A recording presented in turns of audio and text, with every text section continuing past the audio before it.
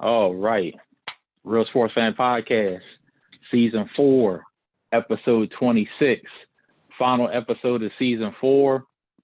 And we're going out with a bang. We've got a great person here. I'm so honored that she was able to do this interview. We've got the great from Easton, Maryland. I can say that, from Easton, Maryland, the great Kelley Gibson. Kelley, how you doing? I'm good, fam. How you doing? It's so good, so good. It's such an honor to have you. Like I said, when I reached out, oh man, it's been a couple months now. You know, when I reached out, I didn't know if I was gonna get a yes or a no, but I had to try it. So I appreciate you saying yes and you able to join the show tonight. No doubt, no doubt. You gotta Yeah, represent the home team for sure. So got to the orange and black, yep, the orange and black for sure. yep. So what we do on this show, just for anybody that's listening for the first time, if you're catching this live, you catch us tomorrow. What we do on the show is we basically show love. You know, we share stories. We talk about journeys. It's a lot of people that's come on and talked about the journey, things they've been through, people that's helped them along the way. And it's no different tonight with Kelley. Like I said, a fellow warrior who went from Easton to Maryland, to the WNBA, overseas coaching, all that good stuff. So, you know, we want to give her a chance to really be celebrated tonight. I know she's been celebrated before, but for her to really be able to tell her story and bring up some old games and things that she might even forgot maybe. So it's going to be a lot of fun. Appreciate everybody listening, and we're going to get right into it. Right into it. We're not going to waste no time. So first and foremost, Kelley, again, thanks for coming on. You know, for people that might not know, you grew up in Easton, Maryland, on the historic Hill, if I'm not mistaken. Talk a little bit about growing up in Easton, how it was. Oh yeah. Wow. I always say it's first of all, thanks for having me. I'm totally honored to Most be definitely. here, to share my story, share my journey, and I'm looking forward to it. And hoping to make an impact and inspire someone else to definitely follow their dream. So growing up in Easton, like it's a blessing. I always say it's a blessing because when you grow up in a small town, there's so many values and lessons that you learn. And growing up in Easton really shaped me.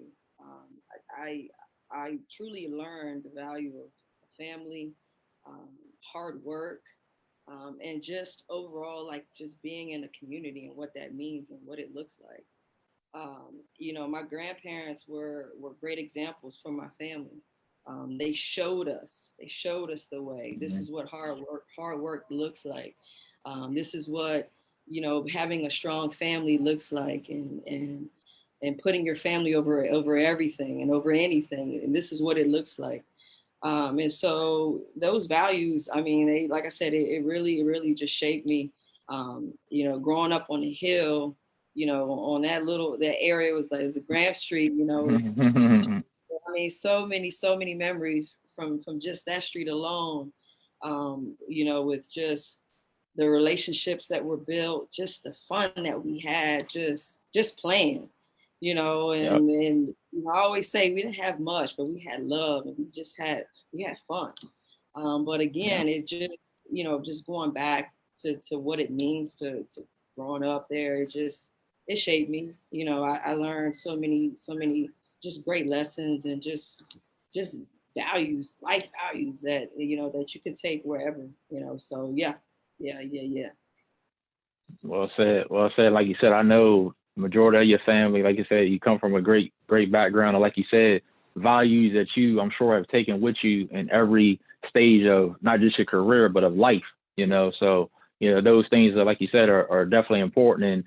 And I like that you said, a lot of people always say, what do you do on the Eastern Shore? And it doesn't seem like a lot to do, but what you had was love, and what you did, especially back then, when we grew up, is we played outside. They don't play as much outside. It's coming back a little bit, but talk about when you started, getting into sports, around what age, and also playing sports outside. Yeah, so I started, you know, my initial introduction to basketball was actually through my dad. He put put a ball in my hand when I was 4. And I tried to start dribbling and jam my fingers and mess my fingers up. So that was my first Oh. introduction to basketball. But um, growing up on the street that I grew up on, and just in Easton alone, I mean, we played everything. I mean, I Hmm. played football, uh, baseball. I mean, kickball, mat ball, anything Yeah. that Yeah. Mat ball. ball. Yeah. Yeah. Yeah. You Mat know, ball. that ball was where it was at. Like we did it, and Yeah. so and we played it literally until the lights came on, right? Like those were the days where your parents made you come inside, like you Yep. know, and Yep. and, and I was just funny because I was having some conversations with some people about how I don't see kids getting dirty anymore. Like I was a Hmm. dirty kid, like Dirty. Yep.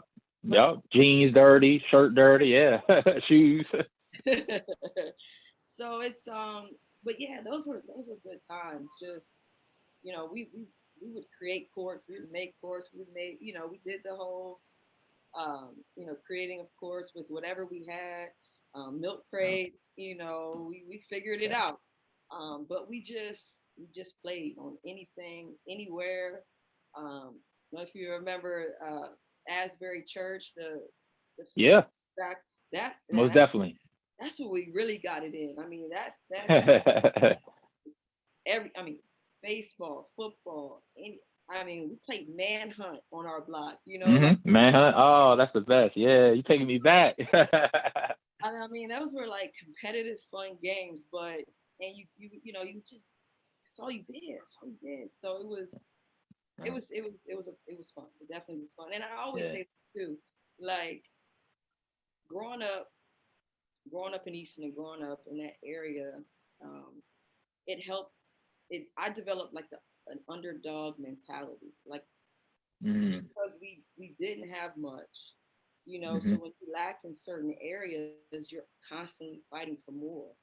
And so when you Mm-hmm. have that underdog mentality, you know, you you want more. Like you gonna scratch and claw to get what you want. And so again, that comes back to that, where I grew up, because that's Yeah. what we're up against. You said it. You were like, what do people when people say you're from the shore? It's like, well, what do you do? It's like, well, yeah, so what we do lack in certain areas, Mm-hmm. but hey, we gonna go get it.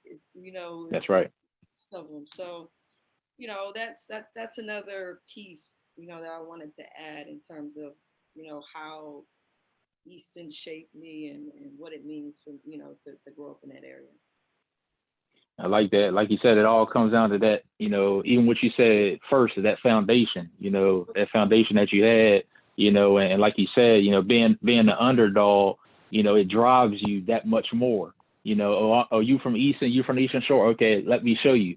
And as we Right. get into the story for a lot of people that's listening, you'll see, what Kelley means as far as, that drive and that determination. And you brought up the hill in Asbury, and I got to play on the hill, but full disclosure, I was a bottom boy. I grew up on 108 Glenwood, so I Okay. was right beside the Legion, right across from the Elks. So I got to go on the hill sometime as I got older, but for a while I had to stay right down bottom. Yeah, right down bottom. So yeah, Hey, yeah. we So would mix. We would yeah, intermix. You know. yeah. We would. But moms wasn't having that all the time. Moms would only let me go so far. Yeah. So that's funny. That's funny. So I was reading something where it said that you really started getting comfortable. I don't know if you use the word comfortable, but really started getting into basketball at the age of 10 or 11. Is that true? And if so, talk a little bit about your development and how you started getting better and better with the game. Well, I fell in love with the game.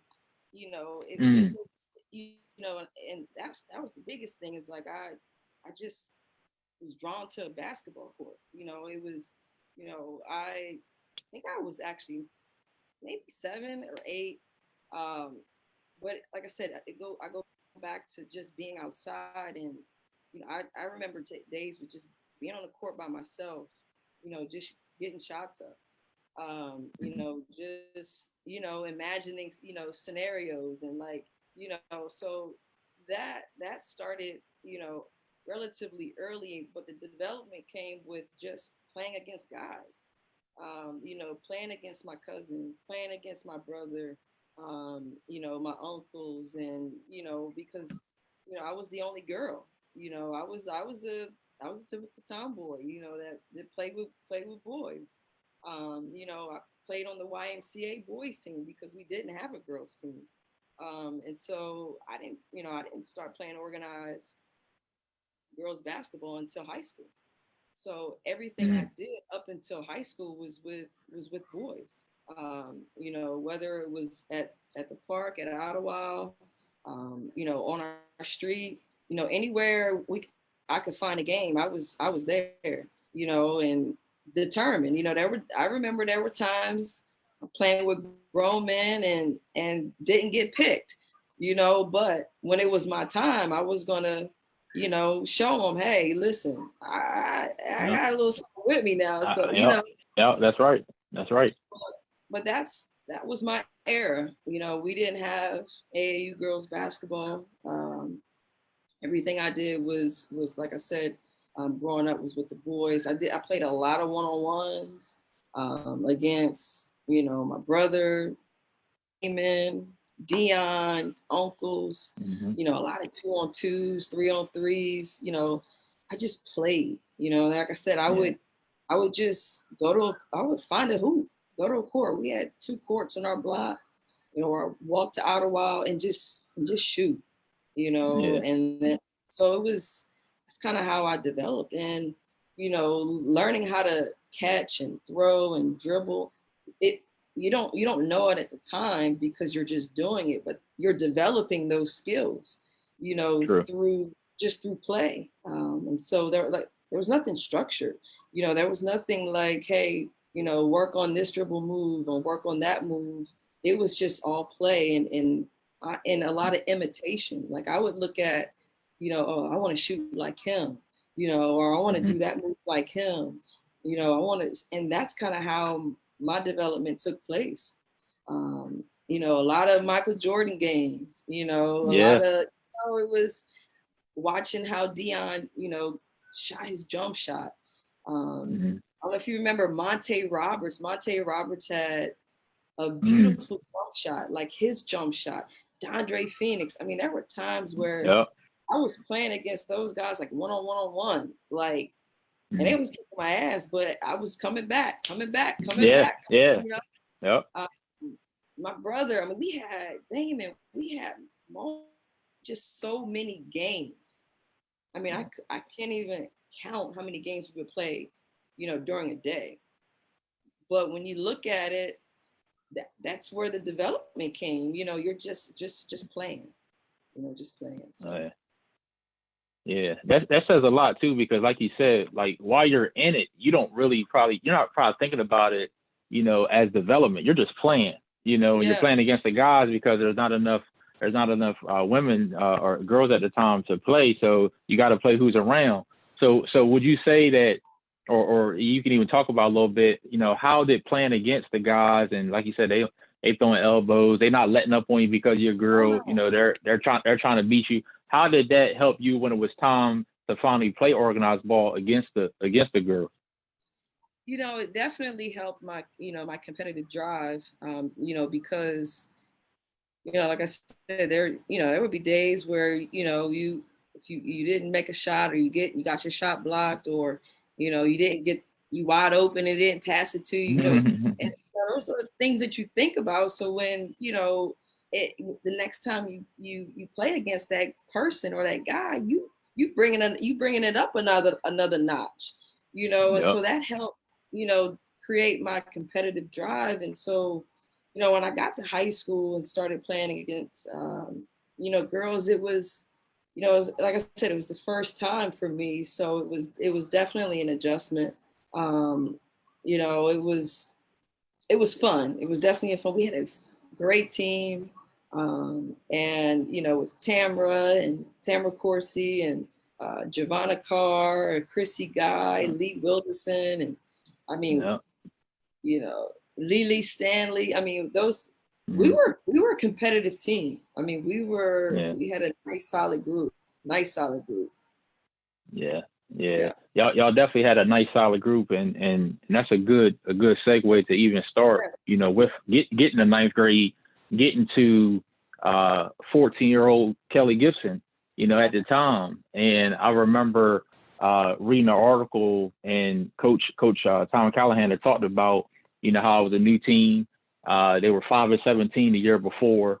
So now you guys come on, you got 3 freshmen, you got 6 newcomers, because a lot of the girls before you guys came didn't even want to play, but seeing you and Tam, and like you said, Giovanna Carr and these different ones playing, it made them want to play. So talk a little bit about, coming on the scene. And I think they only had one senior, which was, I think it was Cindy Anders. She was a leading scorer and assist girl that year before, but you came on first game. I don't know if you remember a lot about it, but you came on the scene, triple double, first game, 33 points, 13 rebounds, 10 block shots against Chrisfield. And y'all won 60-39. And, when that game was over, your team lifted you up on their shoulders and carried you off. And that was a sign of things to come. What do you remember about that first game? Wow. You know what I do? I remember not starting. Mm-hmm. Yep. And I what I loved about Coach Callahan is you have to earn it, and so I love that about him. He didn't just say you're gonna start. It was like, no, you're gonna earn it. You haven't played a game yet. And so that was the one thing I remembered the most. Being a I have my coach's hat on, and it's like, you respect that. So that was the most memorable thing. But scoring those points, I honestly, I was in the moment. I don't really remember. Yeah, in his zone. Yeah. When you're in the zone, you don't remember everything. Yeah. I Tamara and Giovanna, Chrissy. I mean, we were a really, and I always say this, we were a really good defensive team. Y'all were very good. That was the one thing that we prided ourselves on. I mean, especially Chrissy, Giovanna, and Tamara. They were mean. I mean, and tenacious. I mean, we would guard people, like we would get up and guard you for court. So that those memories with just having really just an intense, fun team, just getting up and guarding people. Those were some of the best memories that I have from my high school experiences. Yeah, you guys are definitely a great defense team, because I said 10 blocks. It was actually 10 steals and 4 blocks. Oh yeah. And as we you guys got in the passing lane. You and Tam Corsi and Giovanna, y'all got in the passing lane. Y'all was gone. Oh yeah. Yeah. So that's one thing that I definitely noticed about you guys defensively, and about, like you said, Coach Callahan letting you guys play. So you guys end up turning it around. Like I said, they were 5-17 the year before. You guys turn around, end up being 14-8. Make the playoffs. The only team that you guys had problems with that year, you played a lot of South teams like Parkside and teams like that. But in the North, it was North Carolina. They were a team to beat during that first year, during that freshman year. What do you remember, if you do, about anything about that North Carolina team?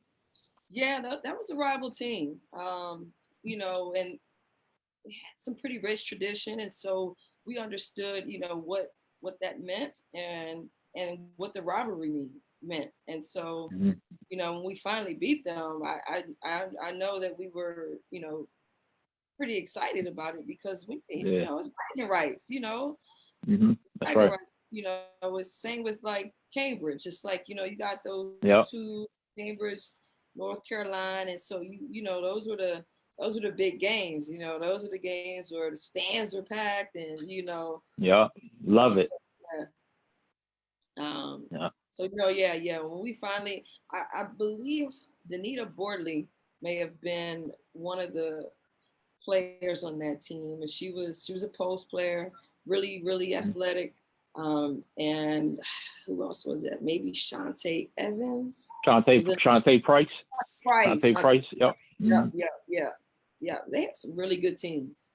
Yeah. Yeah, yeah. That's one thing I did notice. Like you said, that first year they were really just more experienced than y'all had it, and then as you guys, were more experienced, as we see, down the line, you guys got them and really never looked back from there.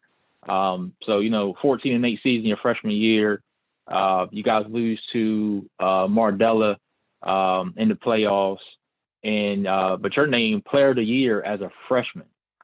I mean, it's just awesome, to be named Player of the Year as a freshman. 21 points a game, 11 rebounds, 3 blocks, 3 steals a game. I mean, how was that feeling? I mean, I know because when you're playing, you're not expecting those type of awards and things like that. I mean, you're just out there playing.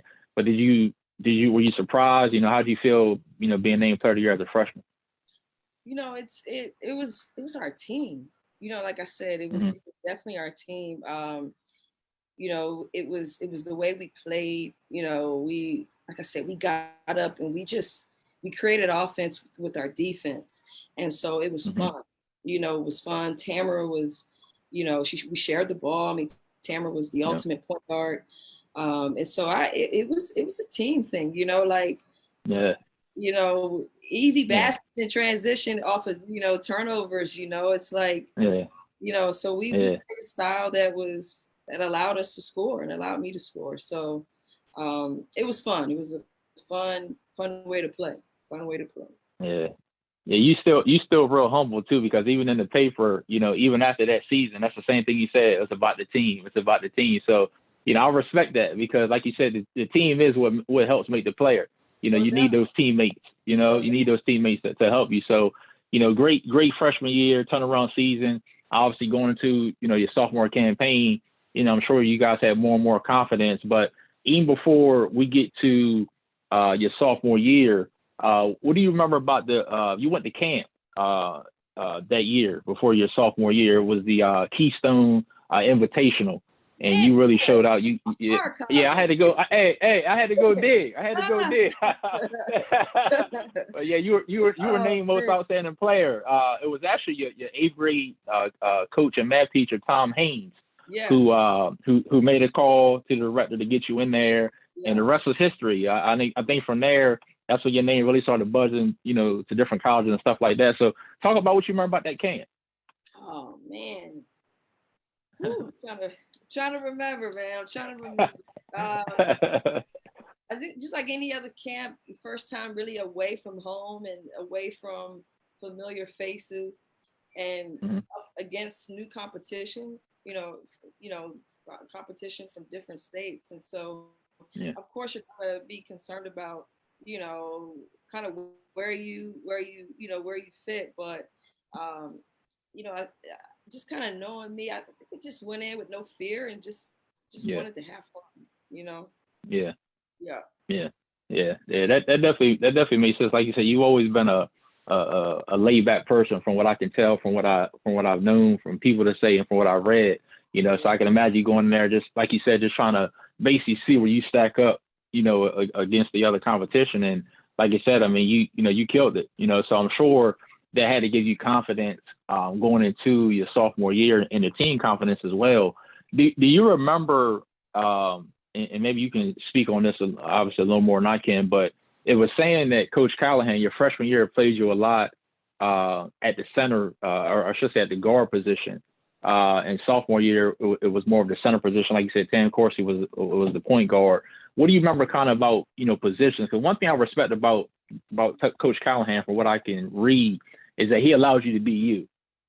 Some coaches, depend on your height or depend on what you can do, they might always want to stick you in a post, or they might want to, have you only do certain things, not bring the ball up. But it seemed like he really lets you play.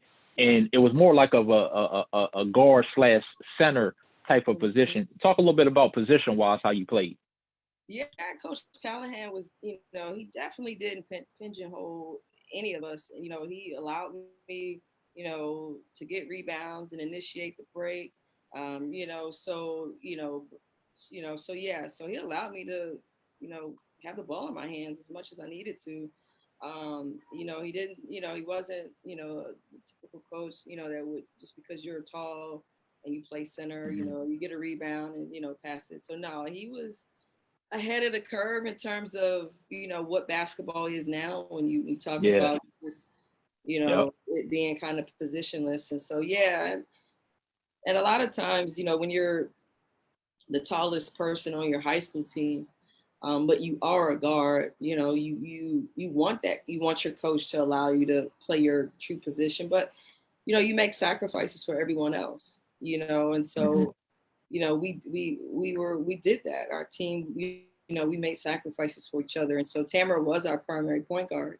But, you know, like I said, there were times where I could, you know, bring the ball up the floor and initiate offense. And so, um, yeah, so Yeah. it was a fun experience. Yeah, yeah, it definitely seems like it. And talk a little bit. You know, you did mention Tam Corsi a couple of times. Talk a little bit about just, you know, she was with you. She's the one person that was with you all 4 years. I think Giovanna was too, if I'm not mistaken. But talk a little bit about just her being. It seems like she was the emotional leader. You know, Yeah. it seems like she was the one that, you know, would pump you guys up. Get in people's faces. You know, really there. You know, and so just talk a little bit about her. You know, her energy and just how she kind of was the emotional leader for you guys. Yeah, what you saw with Tamara on the court was her off the court. I mean, she was very high energy. You know, she would be clapping, you know, she was on beat, Hmm. Yeah. clapping, getting started. I mean, she just had that type of spirit. You know, just tenacious, very, very tenacious. And it was, like I said, it was just a fun environment. Um, Chrissy was that way, a little bit more quiet, but Chrissy was tough and tenacious as well. And I Hmm. think Tamara's energy just, you know, it just kind of, it just Hmm. exuded through our Rubbed up. entire, Yeah. yeah, no doubt, no doubt. Yeah. Yeah. That's what's up. Yeah. That's what I was, like you said, I know Tam a little bit too, and she's always got that energy. So I can Always, imagine playing with her. Yeah. yeah, Yeah. yeah. Yeah. Playing with her. So I definitely wanted to ask you about that. But, you know, you guys, again, like you said, you guys, you beat North Carolina, you beat Cambridge. I mean, you guys, pretty much go there and you end up winning the Bayside, win the Bayside North. You play Y High. You actually end up playing Y High your sophomore and your junior year in the Bayside game. You actually beat them both times, but beat Y High, and then you guys lose to a experienced Snow Hill team who had lost the year before to North Carolina. So they had kind of, came back, as a senior dominated team and, again, kind of got y'all just really off experience. But any lessons that you remember that you guys took from that loss, which would have been in the regional championship going into, your junior year? Keep that feeling, you know, keep Mm. just, you know, when you experience those type of losses, it's like, Mm-hmm. it's heartbreaking, you know, so Yeah. keep Yeah. that feeling and you know, going into the next year, bring those emotions, because you Mm-hmm. don't want that feeling to happen again. And so Mm-hmm. that's just motivation, you know, it's, you know, motivation to, you know, to get to the next step, you know, it's, Yeah. you want to remember what that feels like, you Yeah. know, and keep Yeah. it and use it as motivation. Yeah, and you guys definitely did. I mean, again, tough loss, but you wrapped up another spectacular sophomore year. You actually raised all your numbers, from the previous year, which is amazing. You went from 21 to 24 a game. You went from 11 rebounds to 14, and you went from 3 blocks to 5 blocks. So back to back, player of the year awards, and like you said, a little bit of bitter taste in your mouth from the loss, but still a great year. And like you said, that is going to catapult y'all, as we're going to see here, into your junior year and then into your senior as well. But before we get into your senior year, or excuse me, your junior year, one thing I want to get into, and I don't know if a lot of people know this, but can you touch on a little bit how the other sports you played helped with basketball? And what I mean by that is, I don't know if a lot of people know or remember, you were a great volleyball player, made all Bayside in volleyball. Track and field, I was reading where you ran the 101, you did the long jumper run, you did the 400 meters and was an anchor in that. You did the high jump, So can you talk a little bit about those other sports and how they helped you, when it was time for basketball season? Yeah, I was just, I love all sports, and so volleyball actually, um, Coach Wicker, Miss Wicker at the time, was Yeah. our assistant coach for basketball, but the head coach for volleyball. Mm-hmm. And so she got me involved with volleyball. And, Mm-hmm. and so, just continuing the connection with her, and then just, getting prepared for your high school season. And then track, I love track and field. So that was another thing that just, again, it kept me in shape. And then I just love running and jumping, so Yeah. stay active, wanted to stay active. That's good. Yeah. Yeah. And I appreciate you sharing that because, it's been a conversation a lot lately. I had a track and field coach on last year in my season. He was talking about this, how track and field can help those other sports, like basketball, like football, keeping you in shape, working on things that help develop. So when I seen that you did that, and like I said, you just didn't do it to do it. You did it at the best of your ability, So if you're going to do something, I'm going to do it to the best of my ability. And that's what you did. So, and you actually, and you probably, again, don't remember this, but you actually passed, which is remarkable, the 1,000-point barrier as a sophomore. If everybody listening, she had over 1,000 as a sophomore. You got over 1,000. So that was just amazing in itself. People don't get that in 3 years or 4 years, and you got it in 2 years. So it was a sign of things to come. So going into your junior year, you guys, what the goal is, like you said, getting all the way to regionals before winning the Bayside and doing that. So you guys basically, pick up right where you left off. You guys only lost 2 games the whole year. But you guys got some big contributions from a couple players, and you can see how they continue to grow and get better. And I want to talk about 2 of them, but one was Lee Wilson. I want you to talk a little bit about her, because I could see every year she was a beast on the boards, and she also was a multi-sport athlete: softball, field hockey, basketball. Can you talk a little bit about her development, what she meant to the team? Yeah, Lee was the X factor. I mean, she was key in a lot of games. I mean, she was played multiple sports, very, very passionate and competitive about all the sports that she played. And she was undersized, for a post player, but very, very strong and just physical. And Lee would take, she was, she wanted a challenge. Lee was one of those players, and then Coach Callahan would challenge her and she would accept it. But yeah, man, she was the X factor. Rebounding is everything. And, that's how important rebounding is. Yeah. And, she was a beast on the boards. And she loves rebounding. That loves rebounding. Oh, man. Right. That makes his job a lot easier. I seen one game, it was just your senior, she had 22 rebounds in the game. I was like, wow. Yes. Yeah. Because that's the ending of your defensive possession. You have to get a rebound.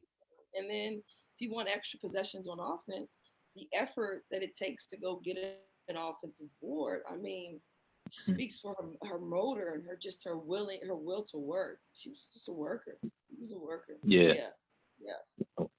Well said. Like you said, she helped on the boards. Like you said, you talked about Giovanna Carr with the defense. Talithia Roy also on the boards. But the other player I want you to talk a little bit about too was Jenny Price. You guys have said that, I know Tan Corset said that she was a senior while y'all were juniors, so you guys really wanted to win it for her since she was a senior. Talk a little bit about Jenny Price and what you remember about her game. Jenny was, again, just she was like the glue, played a role, but just a great teammate, and when you have those great teammates, you want to win it for them. And so and Jenny was the same way every day. She came into practice, just positive energy. So like I said, we had a really good group, a really, really good group. And to win it for her, and it just meant, it means everything. For sure. So again, you guys, you run through the North, only lose 2 games that whole year, beat Waha again, in the North Bayside Championship. You guys go to the playoffs. I don't know if you remember, but when y'all had to face Washington, it was Tam almost didn't play. She was sick. She almost didn't play, but she ended up playing, and you guys ended up beating Washington. It was like 53-36. You both did what you did, 27 and 28 there. And then you guys beat, I think it was Pocomoke as well to get across the bridge. What was that feeling like to know that, you win the regionals and you're getting ready to go across the bridge, a chance at a state championship? Finally, finally, it's that's what you play for. You play to win the highest level, and it was just like, finally, we're here. Yeah. And you guys, I mean, you say finally, because of the defeat the year before, and getting so close, and like you said, finally getting there to win it. So you guys actually ended up having to play Milford Mill, and you guys end up winning that game by 9. Like you said, you guys do your thing in that one as well. The interesting thing about that game, and I don't even know if you remember this, but you had picked up 3 fouls in the first 3 minutes of the game, and still went out there, didn't foul out, and scored 39 points and grabbed 10 rebounds. Do you remember that game? I remember the feeling.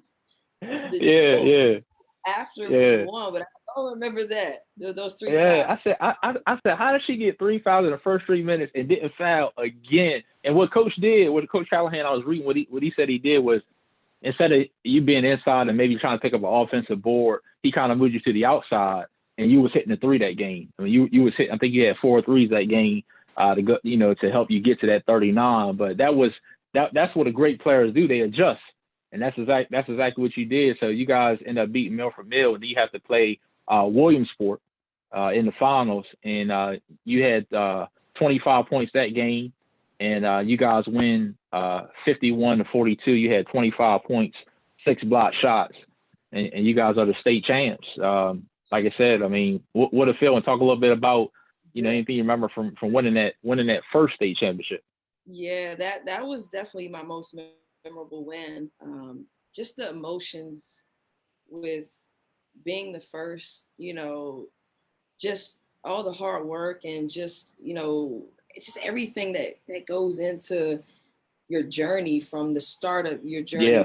To, it's the ultimate. You wanna cut some nets down and celebrate with your team, and know that you did everything you could you did your best. You put your best forward. Yeah. And just the joy that came with that win was, man. Oof. Yeah. And like you said, especially, like you said, you had that bad taste in your mouth from the year before. So absolutely. I'm sure finally being able to win it. And again, meant a lot. Coming from the shore and for us, because I believe we could swim. You were the first women's team. Yeah, you were the first women's team to go over there and win it since Snow Hill in '79. That's okay. I knew it was something, but you got it. You are on it, man. You are on it.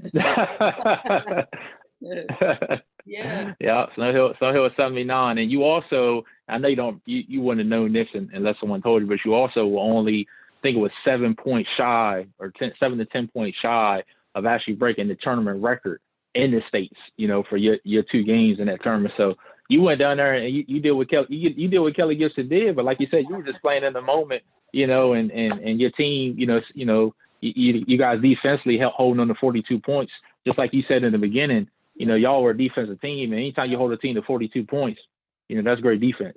Yeah. That's great defense. Yeah, for sure. So state championship, a third straight.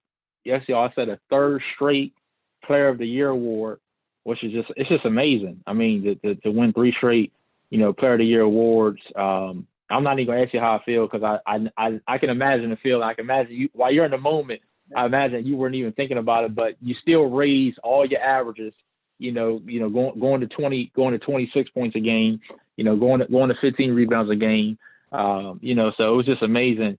But can you talk a little bit about your junior year? Is also when you gave the verbal commitment to attend Maryland. Can you talk a little bit about your decision to attend Maryland, and can you also talk about if there was anybody else that was in the race that you was thinking about going? Sure. For me growing up, it was, I watched a lot of ACC women's games. It was the era of Dawn Staley at UVA. Yes. NC States, the UNCs. This is when Maryland was in the ACC, and so I had an opportunity to watch a lot of those games. And when those games come on, I was excited. Like it was like I couldn't wait to watch Maryland and Virginia. And so at the time for me, it was wanting to play in the ACC. And then it came down to Maryland and Virginia. But Maryland was in my heart. Maryland was in my heart, and so it was a pretty easy decision for me. And did it also factor in? I'm sure being close to home where your family can come see you play, and that talk a little bit just about also maybe proximity. Even though Virginia's not far either, but still you're in Maryland.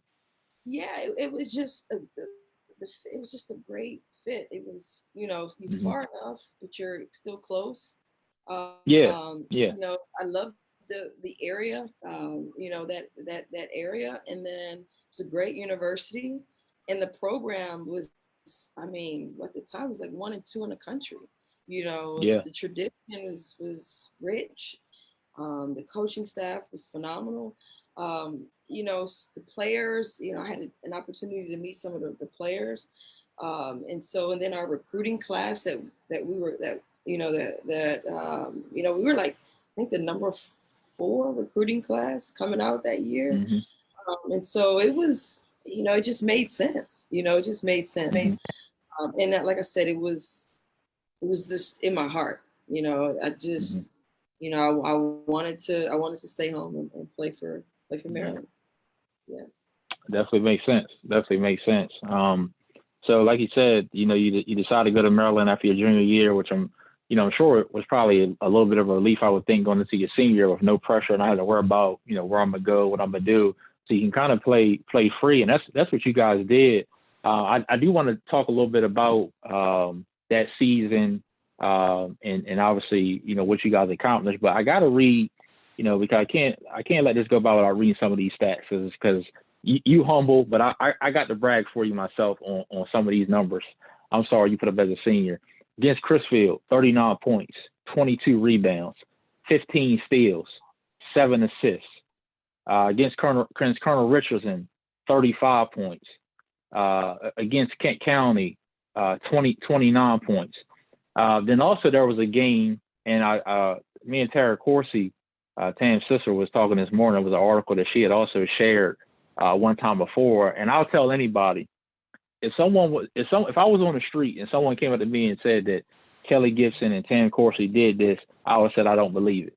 Because this is how crazy the numbers was. You guys scored 100 points. I won't even say the team y'all did it against, but it was a very good team. You had 27 points, 31 rebounds, 23 steals. 23 steals. Tam Coursey had 27 points, 11 rebounds, 28 steals, and Lee Wilson that game had 22 points. Giovanna Carr had 13 steals. So when you say you guys are a good defensive team, the proof's in the pudding. No doubt. We loved it.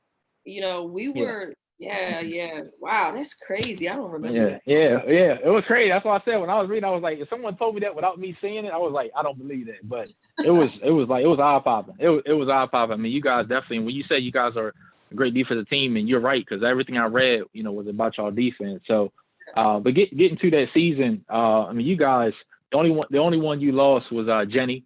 So you guys had everybody coming back. And you guys rolled through the season. The only game you ended up being 25-1. The only game y'all lost was the one game that you actually missed, and they lost in overtime to Queen Anne's. Can you talk a little bit about, you had a scary situation, you and Giovanna Carr's accident that year. I think you had some muscles, some tendons in your chest that was kind of messed up at the time. I'm sure that had to be a scary situation, and not even maybe knowing if you was going to miss more than the 3 games that you missed that year. Can you talk a little bit about missing those games, and also on the flip side of that, talk about how Tam Course and your team stepped up during that time? No doubt. I mean, I had no doubt that they would. That's just the confidence that we had in each other. And so being sitting out of any game is gut wrenching. But especially for us because of the run, the run that we were on, and so yeah. It was definitely tough to sit out and miss those games, but you just had no doubt. We just were, when you're a really good defensive team and you pride yourself on defense, and that's a part of your philosophy, it's not too difficult to lose track of your identity or how you play.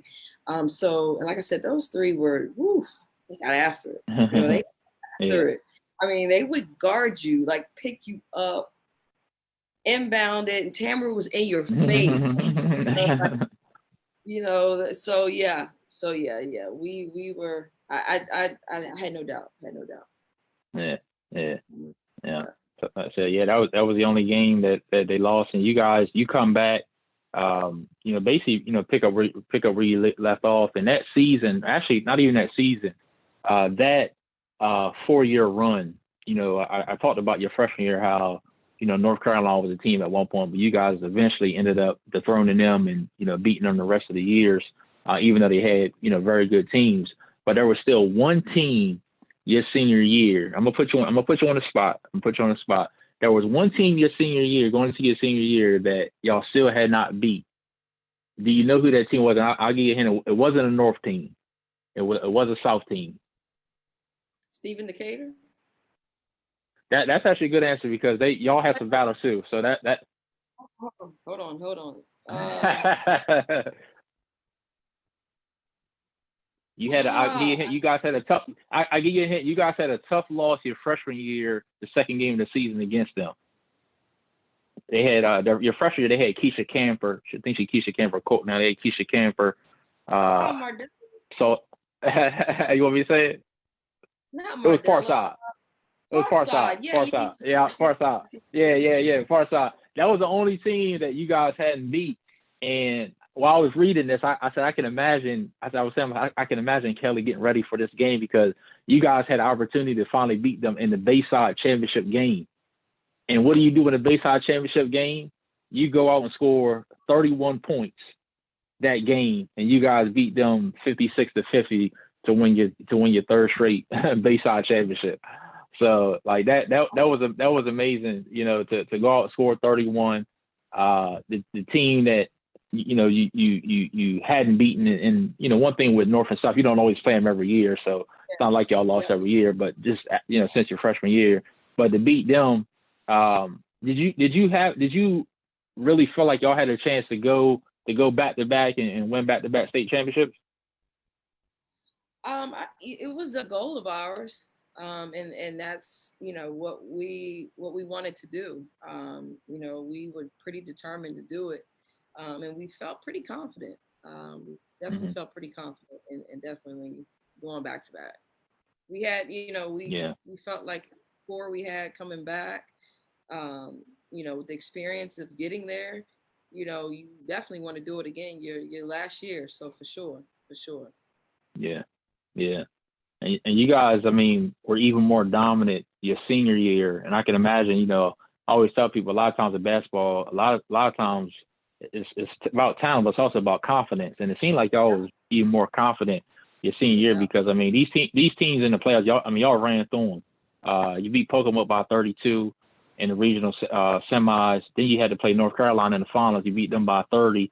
So you guys go across the bridge to the States. You play a team called Cattleton. And it's funny because a lot of these teams also, when I was reading, they would play a 1-3-1 zone on you, or they would play box and one, or they would play triangle two, and it still didn't matter, you know. So they tried that, and you guys still end up beating them because coach said kind of what you just said. It's a team.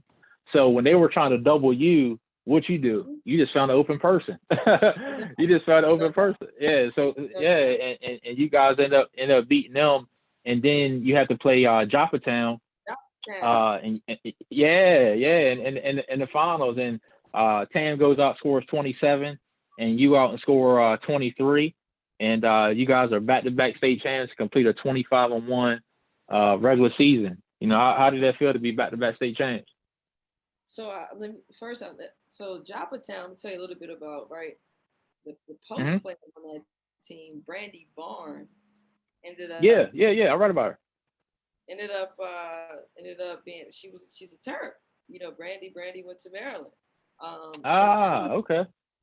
And that was like the first time that because I played the post as well in defense, that we played against a really good post player.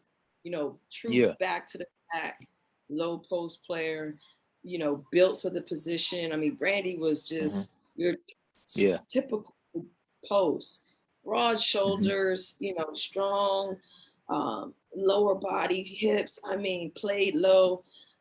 So that was, I just remember that being a tough battle that night.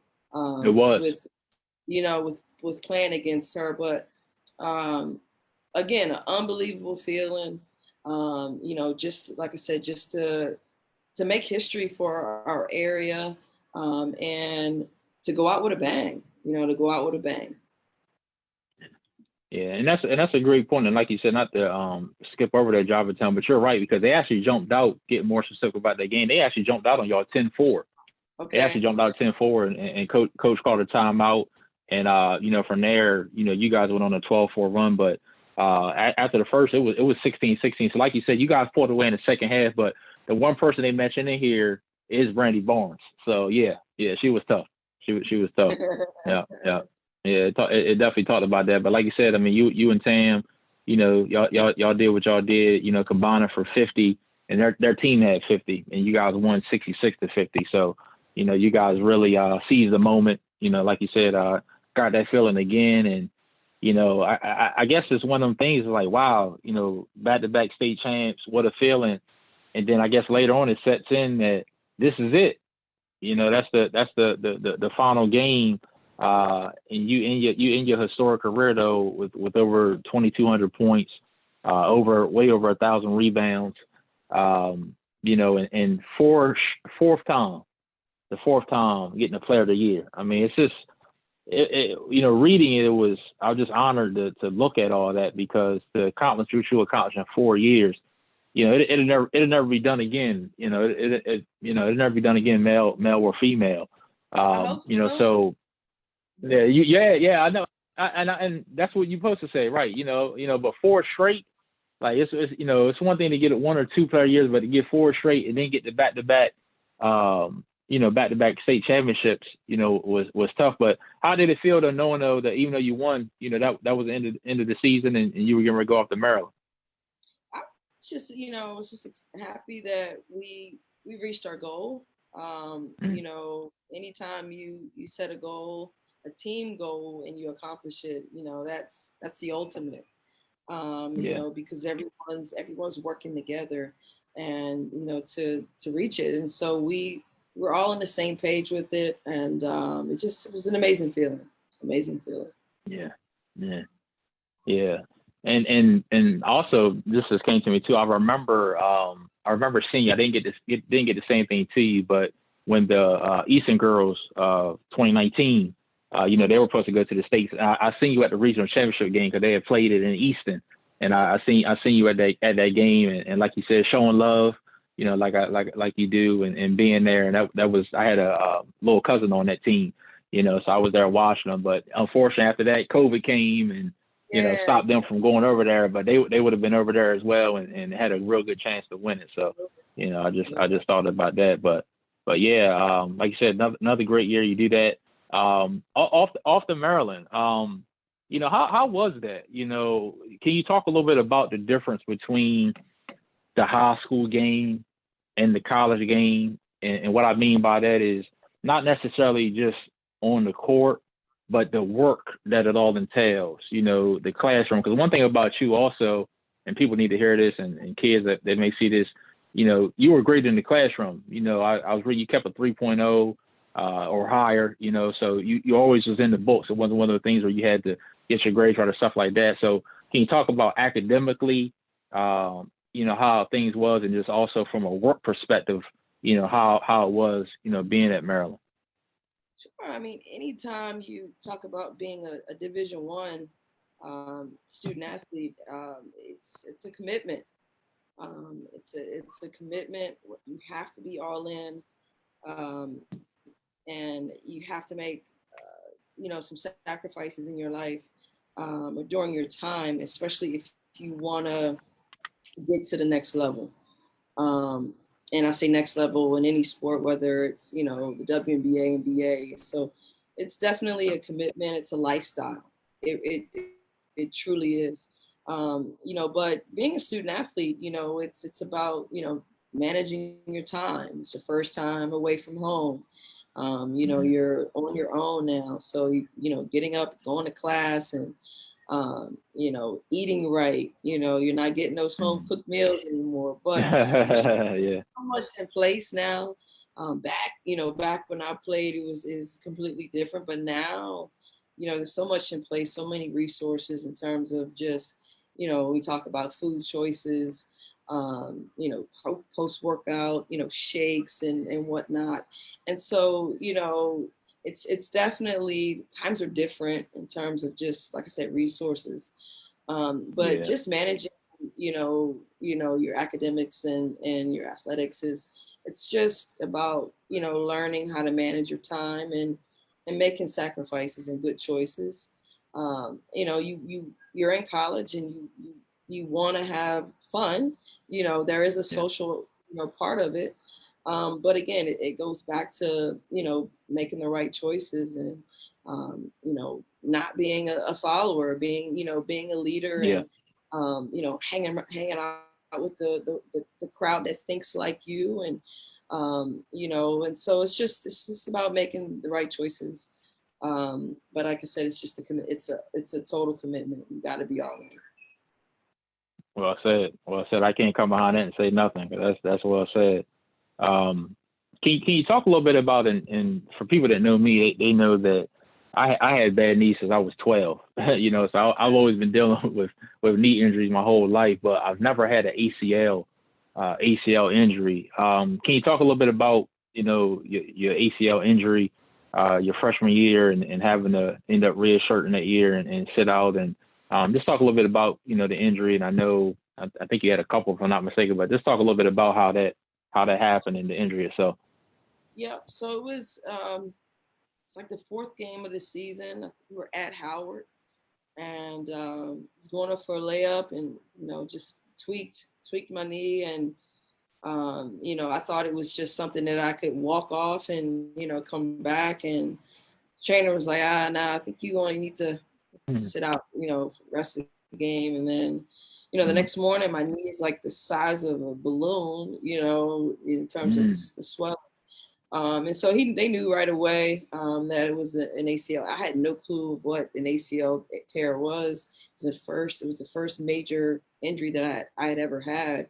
And so, going through, just the process of surgery, rehabilitation, and missing games, it was definitely tough. But worked hard and was just determined to become the player that I was. And a lot of it was just mental. It was just trusting your body again, and when you're finally cleared to play, and just trusting that you can make certain movements and you'll be okay. But yeah, it was definitely something that I had never experienced.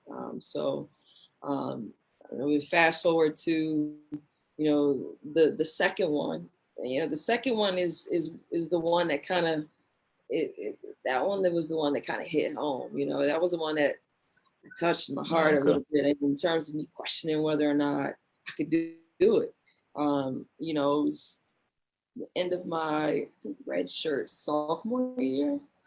And Yeah. it was towards the end of the season, and it was the left knee. So the first one was my right knee. So here goes the left knee. And I knew it immediately. I knew it immediately. And it was just like that one, like that broke my heart. I was just, it was tough. I remember, just my family, teammates, coaches, just, really, rallying and saying, you can do it. So went through the rehab, and the rehab process was a little different than the first one. So the second one, I actually went to a doctor in Indiana. It was a doctor who specialized in ACL reconstruction. So his name was Dr. Donald Shelburne.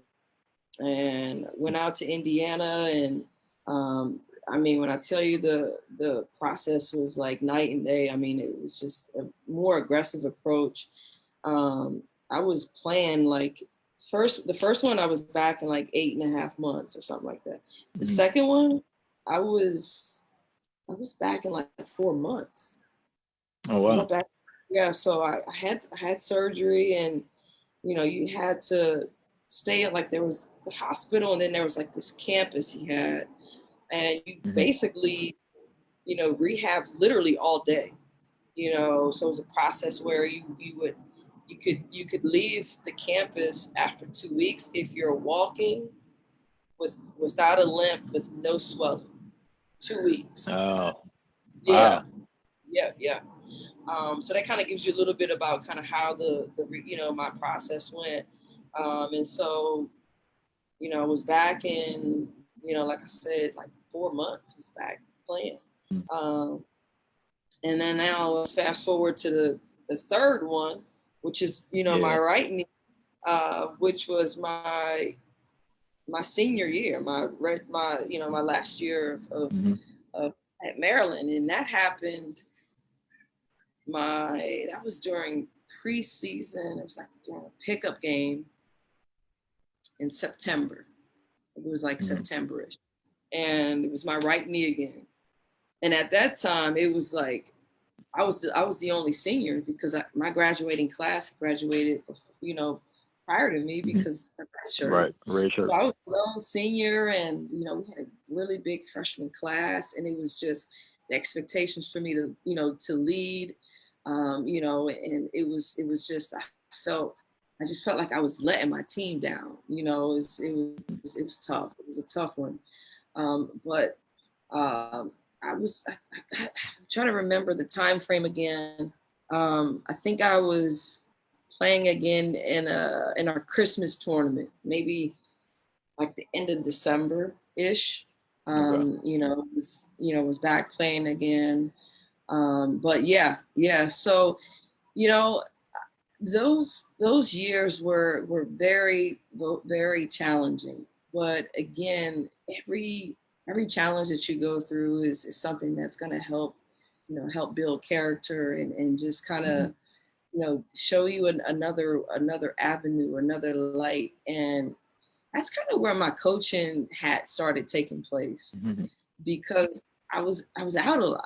I started seeing things from the coach's lens, because you're sitting on the sideline so much.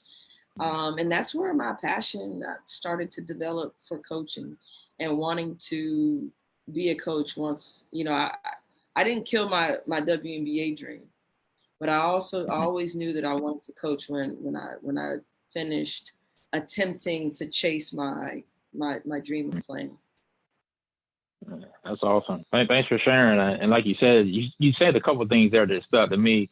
And one went all the way back to even when you talked about childhood with determination. That determination to get back, and be yourself.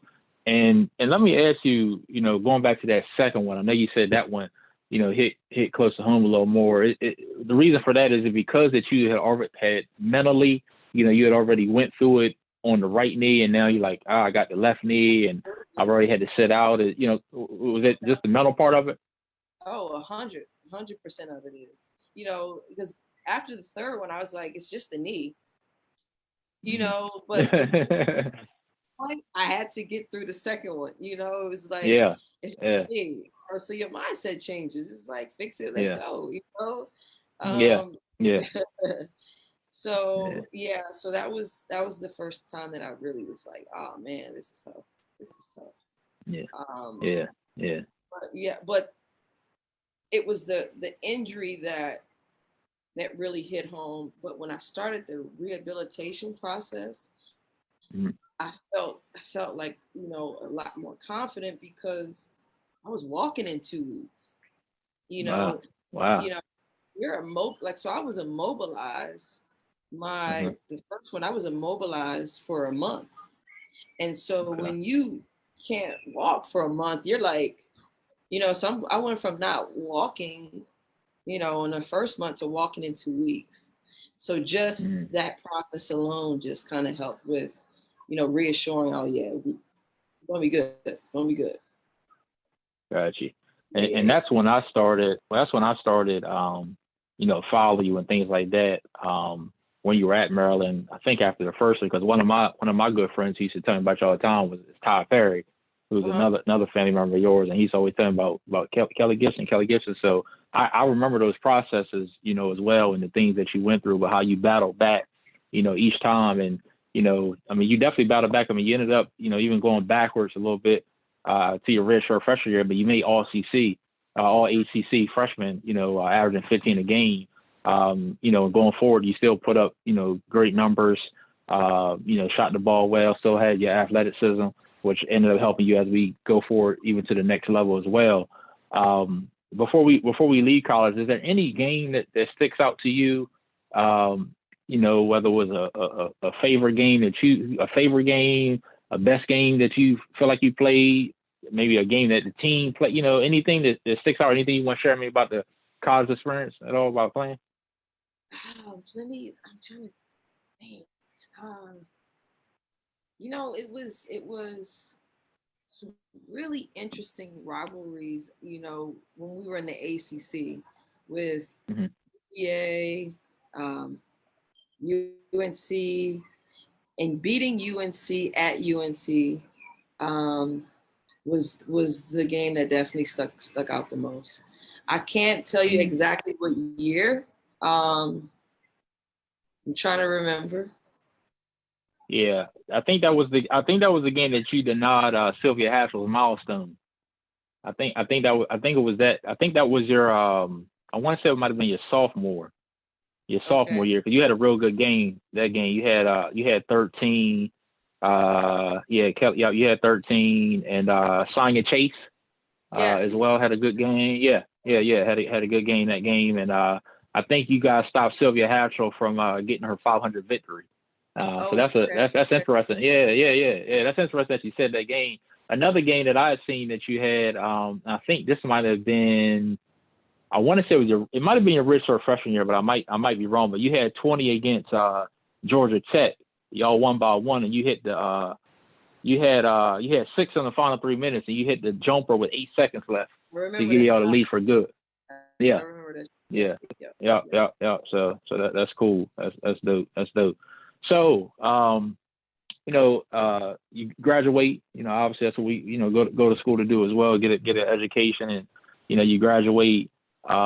WNBA. I know you said it was a dream. Can you go through that process and talk about as far as getting that call from the Comets, from the Houston Comets, and they wanted you to join the team. Absolutely. So the WNBA started in 1997, and I graduated in '99. And so when the league started, of course, you got draft dreams. You wanna get drafted. You wanna hear your name called. But unfortunately for me, I didn't. And with someone who had battled, multiple injuries, I understood, kind of where my path was going to be in terms of free agency. And so Mm-hmm. graduated from Maryland. I actually moved away from the area. I moved to the New York area. I took a job, you know, just needed money. I needed a cash flow. Mm-hmm.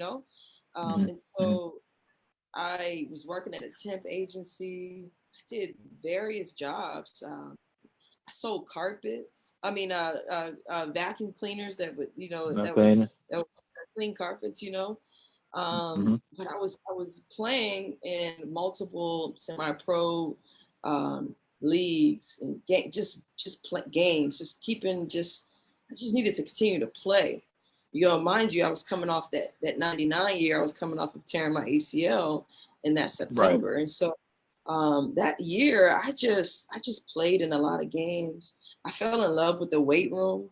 Obviously, being in the weight room, so much with going through, rehab, and I just worked on my body. I just stayed after. I stayed after it. Just continued to train, and play, and then finally, I got a call. My agent called me and was like, "Hey, Houston wants to bring you down to training camp." And I was like, "Houston?" It's been a chance. Yeah. 3 world championships, I idolized Cheryl Swoops and, Cynthia Cooper. So, of course, I was like, let's do it, Right. And Right. I understood what I was up against. I knew who they had drafted and kind of, what they needed in the draft and kind of where I think I would fall. And so I'll tell you a quick little story. Sure. I packed a little duffel bag, right? I was like, man, this trip, it might be a short trip. So I packed a short little duffel bag, and when I was at the airport, I flew out of Newark Airport, Newark, New Jersey. When I was at the airport,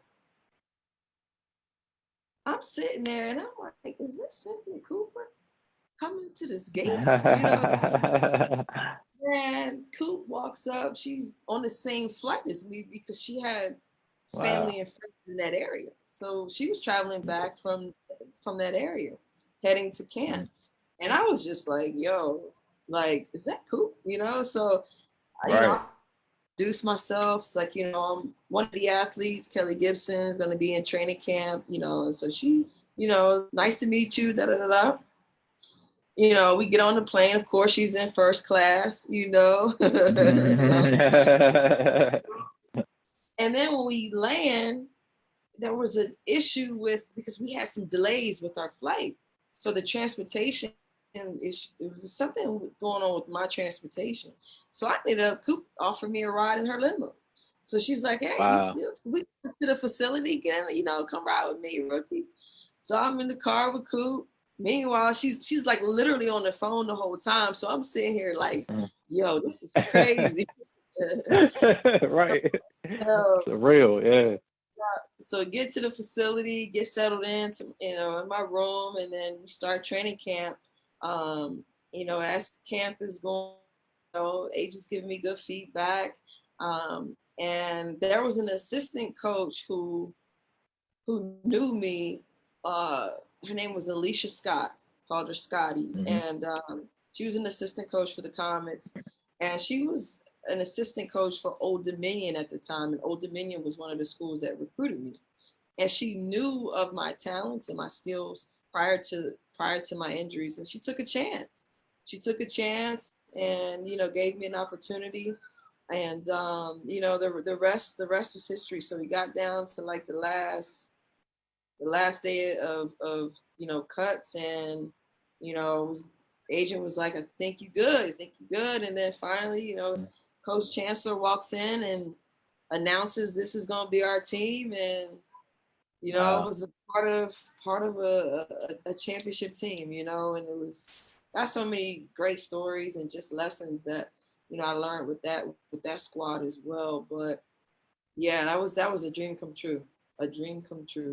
And I wore the number 3, just to represent my 3 ACL injuries. I made it. This is so yeah. Wow, man! Thanks for sharing. Because I was going to ask you a story about Coop or Sue. Sarah Sue was my favorite female player growing up. So I was going to ask you, and I know you also had Tina Thomas. So thanks for sharing that. That's a dope story, And you mentioned Alicia Scott, and one thing Alicia Scott said is that you had a little bit of Kim Perrott in you, and that was one of the things that also drew them to you. Who was a point guard, obviously late point guard, passed away of cancer in '99, but they seen that drive and you had a little bit of Kim Perrott. So when I read that, I was like, wow, that's dope, because she was a fierce competitor and a great leader. Yeah, great leader. So and Coach Chandler had also said that basically you were one of the best free agent finds that they ever had. So they definitely wanted you, and it's funny though, like you said, you went with a small bag. Small overnight bag. I'm sure you had to call back, say, I need some more stuff. I was hitting up the ball like, Yeah. Yeah, that's cool. And that's then cool. this is That's another cool. funny story. So yeah, go ahead. Our first game, I've made the team, right? But I hadn't moved into my apartment yet, so I'm still in the hotel, and I forgot to set my alarm clock for a shoot around. Ooh. So I wake up to a phone call, and it's our athletic trainer, and she's like, where are you? When I tell you, like, I like literally, but heart beating fast. Man. And she was, just like, take your time, be careful, just get here safely. And of course, if you know Van, Coach Chancellor, he's just like the ultimate prankster. So he made a joke about it, like, oh, you made the team now, you think you can come late. So, yeah, that was funny. That's cool. He seems like he was a great guy to play for, even in interviews and stuff like that. Yeah. He seems like a down to earth guy. So wow. So I definitely want to ask you how I felt, winning the championship that year. But even before that, being able to play in DC and have your family come and see you play in the WNBA. They seen you in high school, seen you at Maryland, but they didn't see you professionally at the WNBA. I think it was MCI Center at that time, if I'm not mistaken. But how did it feel to have the family come and see you play? Man, my grandmother, my nephew AJ, to have him have an opportunity to see, you because you're representing your family, and to be an example, to allow them to see, to experience that type of environment with a family member, is everything. My mother, of course, my mom, she came to Houston. They traveled everywhere, but to be there, and I remember that game because we were just actually looking at some pictures of AJ, my nephew. Took pictures with Cheryl and Coop and my grandmother, and AJ was a little fella at the time. Yeah. But again, those memories and those moments, it's just something that you cherish. Something that you definitely cherish. Yeah. For sure. And just being on that championship team. I mean, I know you ended up playing 4 years there, but that first year being able to win the championship, and like you said, be around, the Tina Thompson of the world, the Cheryl Swoops of the world, the Cynthia Coopers, I mean, what was that feeling like? I mean, you won on the high school level, back-to-back championships, but to be on a professional level and call yourself a WNBA champion, I mean, how was that? How did it feel? Again, I mean, when you're in it, that's the ultimate. That's your ultimate. That's the ultimate dream. And so for me, like I said, it was a blessing to be in that environment, because the standard was championships with Bus. Yeah. So when you're in that type of environment, there's so many. I mean, it's just you're learning so much. You're learning how to come to practice every day. You have to be at a certain level because it's just what's expected. Because what you've seen it, what it takes, what it feels like. So that type of environment was, like I said, it was a blessing just to be a part of that. Yeah. Oh yeah. Everyone was always asking who was the, like, I've gotten, who was the the toughest player you played against? I was like, Cynthia and Cheryl every day in practice. Man, I bet it don't get no tougher than that in practice. Wow. Then there was a player named Jeanette Arcane who was one of the best players Oh in the yeah, group. she was You sixth know, woman of the year. Yeah, tough. so Yeah. at that position, I'm guarding you. You know, we were guarding each other, so playing them every single day. You know, Wow. there it is, right there. Wow. Yeah. Wow. That's something. That's something. How was it for you after? I think Coop ended up retiring and coaching Phoenix, if I'm not mistaken, and I think Cheryl ended up getting hurt one of those years too, and obviously your minutes increased.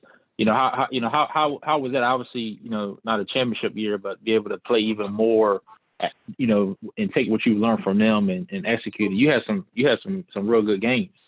Yeah, I mean, you want to, my rookie year, I played very, very, very little, and but you're talking about that year. Of course, you want to contribute. You want to be on the floor as a competitor. So, it was I felt like finally I get an opportunity to play, to compete.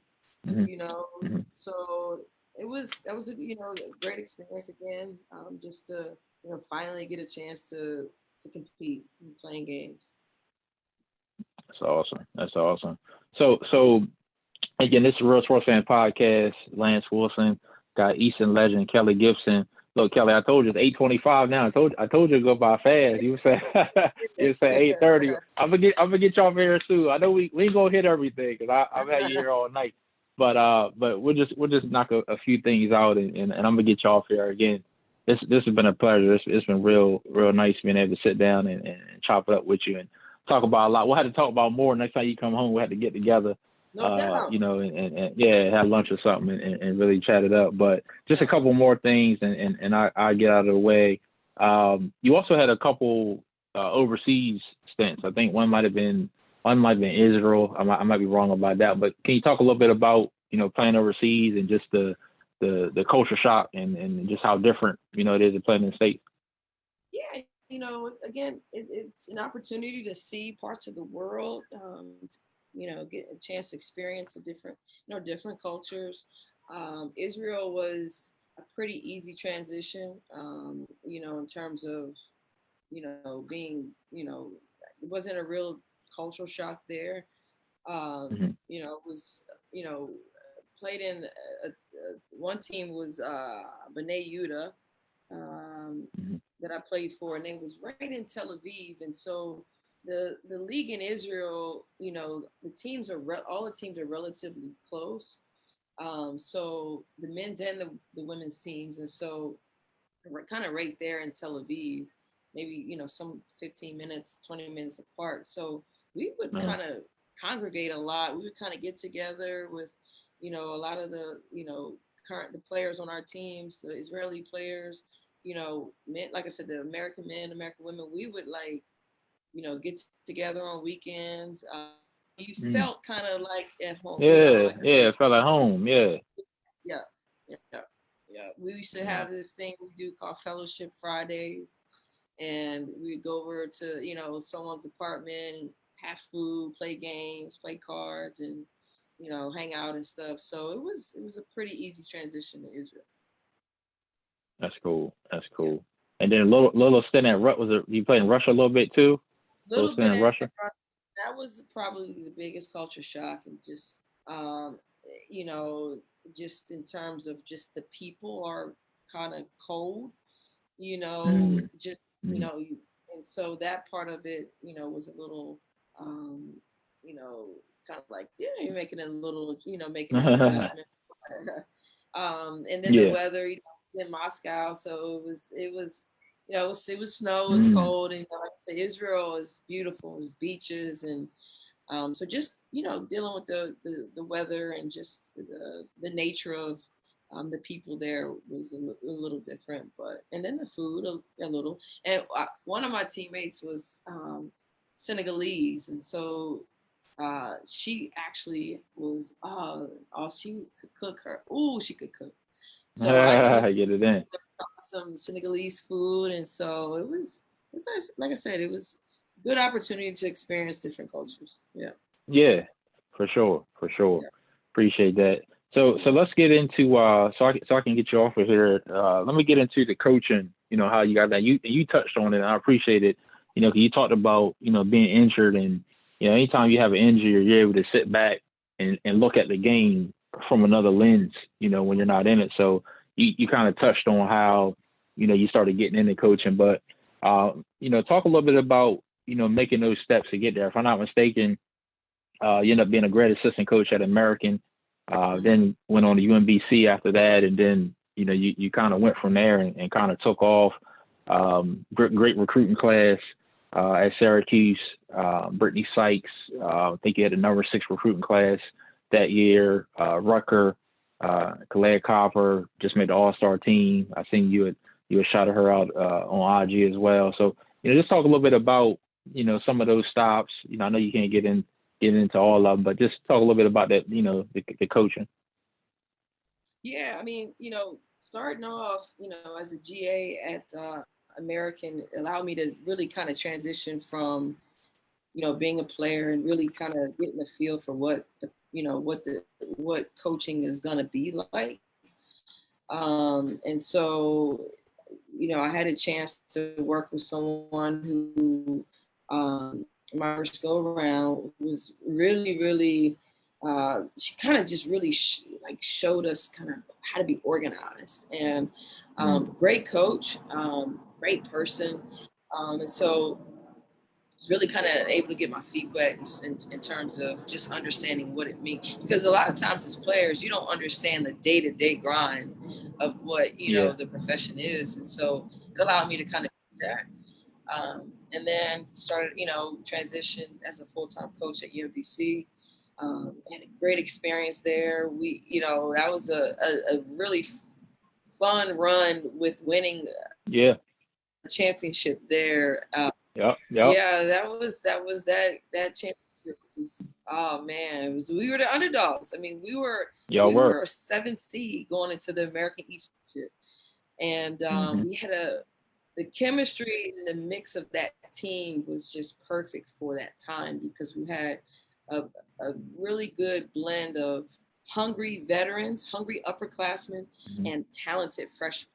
And so we had some seniors who had never beaten certain teams. And then we just had a fearless freshman who was just talented and can just flat out shoot it.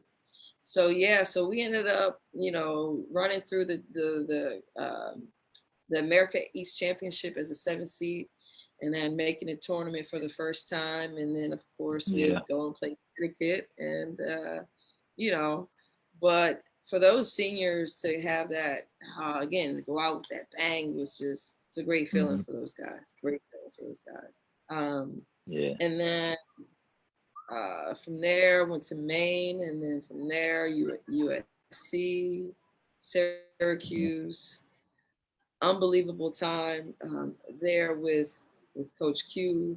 The team went on to, experience a national championship game. Those kids, the players that were recruited, their dreams came true. They were able to put a program on the map, get drafted, play in a WNBA, and make it to a national championship game.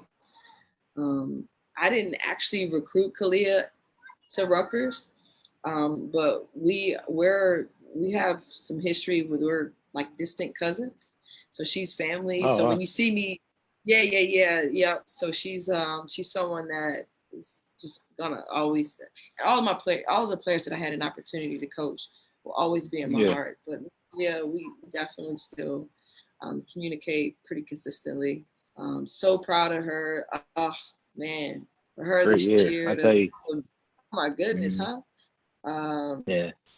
Super proud of her. Yeah, super proud of her. So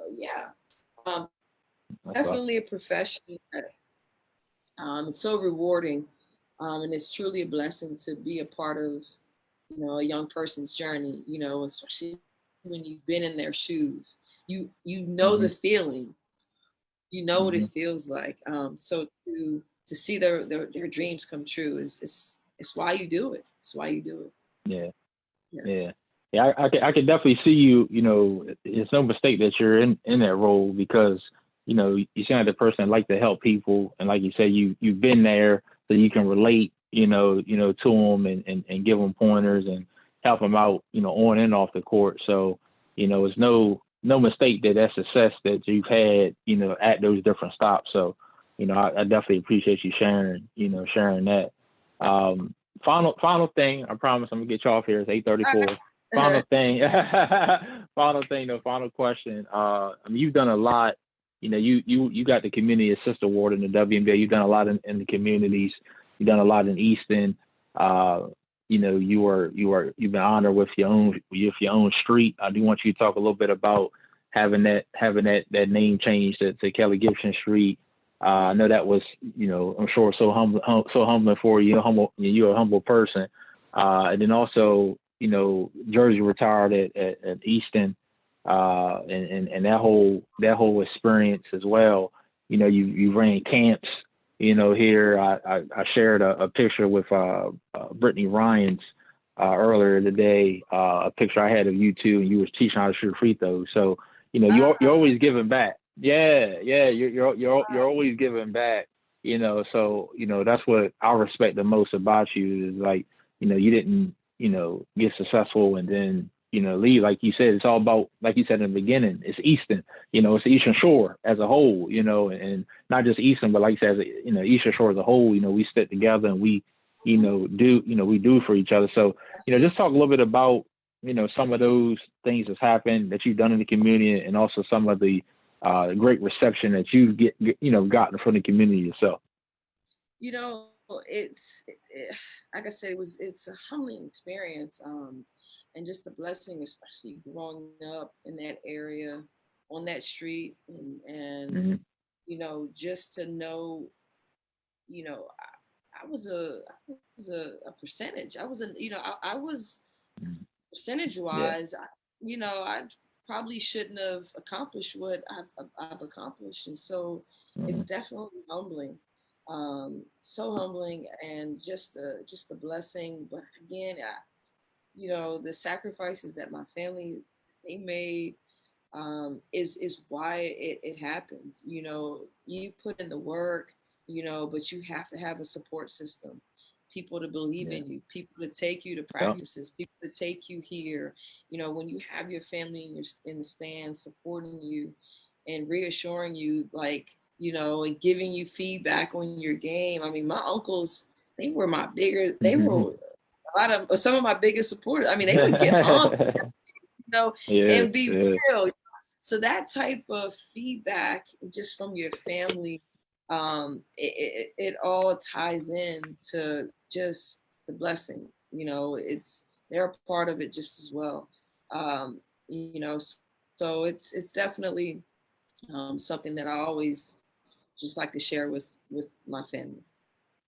Yeah. That's it. Awesome. Yeah. Awesome. I tell you, look, like I said, we could be on here all night. Like I said, we definitely gonna talk. But this has been a pleasure, having you again. You could have said no, you could have said not you, you could have said a lot of different things, but always appreciate it. Much love. And I just want to thank you for, coming on, and thank everybody for listening. Like I said, we'll make sure we get it on YouTube and send that out and send you that. But again, it's been a pleasure, Kelley. I appreciate you. Enjoy your time, and like you said, it's been a pleasure. I'm speechless. I'm speechless. It's been great. So, listen, you've done a phenomenal job. I went through your page, and you're doing big things. Keep it up. Absolutely. Keep it up.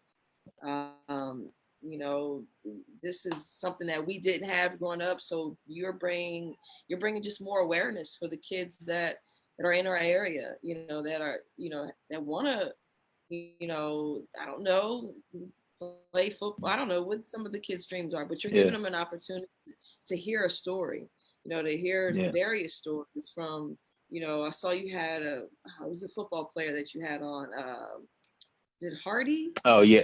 Yeah, Dennis Hardy. Yeah, he went to Easton 202. Yeah, yep. Yeah, Yep. so just your reach is doing a phenomenal job. So keep it up. I appreciate it. That definitely means a lot. Like you said, coming from the home team, fellow Oh yeah, Warrior, orange and black all day. So appreciate it. always. Appreciate it, Yeah, Kelley. But look, you enjoy yourself. We'll talk again. Thanks for coming on, everybody. Thanks for listening. The Real Sports Fan Podcast. We out of here. Peace. Yeah. All right, Kelley. All right now. See. Thanks. Peace. Yep.